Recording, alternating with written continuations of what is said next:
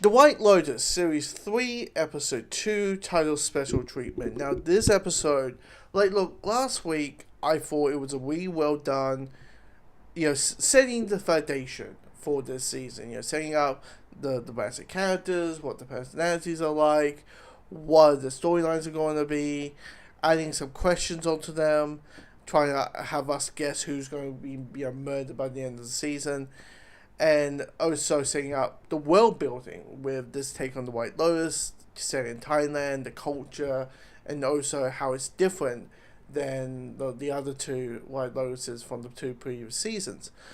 I liked the first episode quite a bit. This episode, I found to be still good, but not as good as last week's episode. There's a couple things in this that I felt like, oh, that didn't work for me. Or why was this here? Like, I get it, we got 6 more episodes, so all we know, it's all connecting.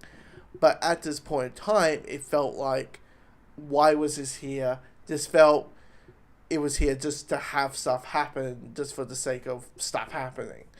And you know what? I'll start with the criticisms first. Let's start with the bad stuff first.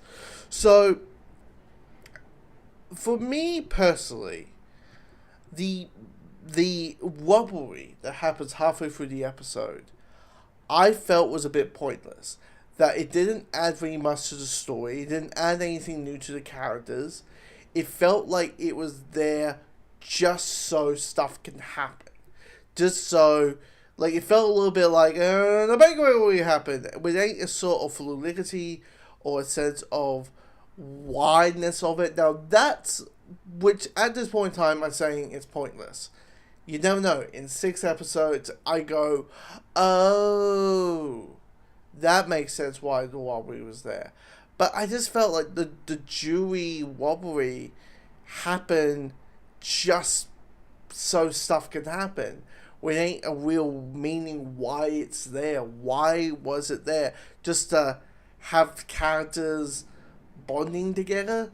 Have characters have a icebreaker talk? People thinking they're having a near-death experience or so? Because if you think about it, if you took the bank robbery scene out, the events of the episode would still be the same. They would still be on a double date, these two characters,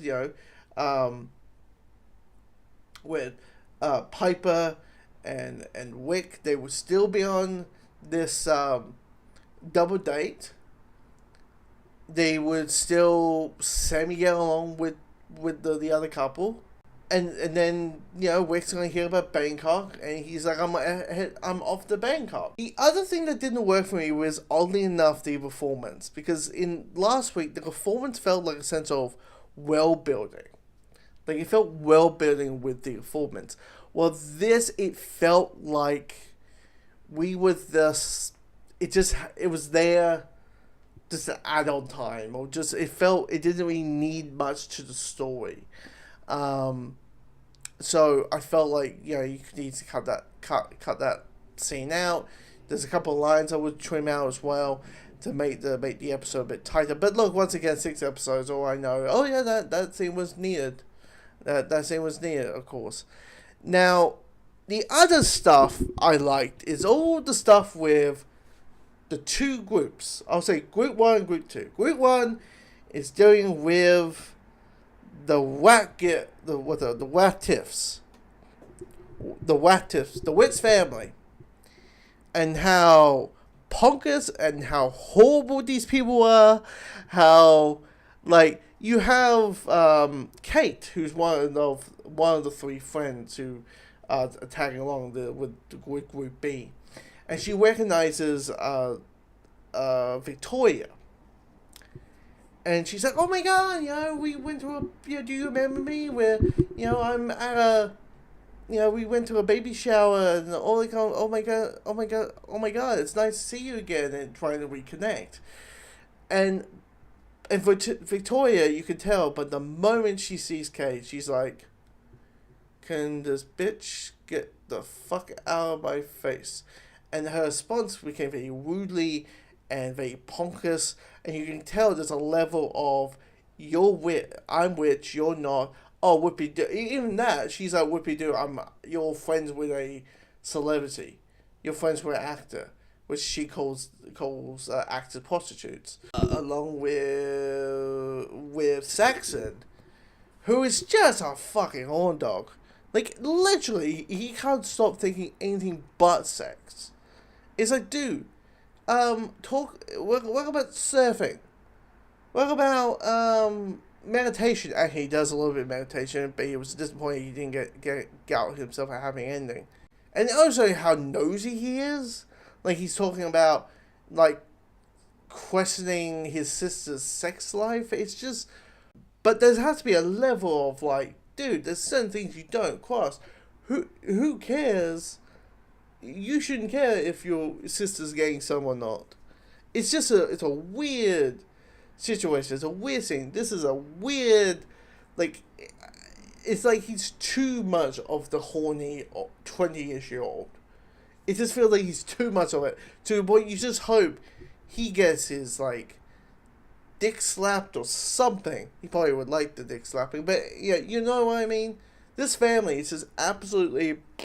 But then you got Group B, as I mentioned, which is the girls' trip, the group of friends going on this vacation, and as you can tell, I expected and I was right.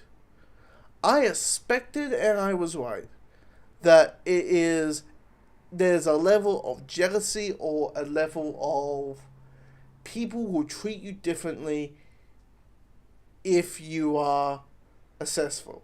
It's the old classic, like, hey, they got a friend who's an actress who dealing with the rich and famous and all, who is a celebrity, is a public figure, and as much as they would like to pretend nothing has changed and would like to treat her like nothing's different, they're treating her differently. They're realizing, hey, like they're thinking, I think she's got some plastic surgery done, or she says she has a husband, but how often do they see each other? And they say how lucky in love. Like basically they're treating her like a gossip column. Yeah, I there's some issues. I like it. I like the dynamics. I just, there was a couple of things I was a little bit questionable on. But once again, 6 episodes, you never know. I might go, or I eat my words. But anyway, if you've seen episode 2, comment below, let me know your thoughts.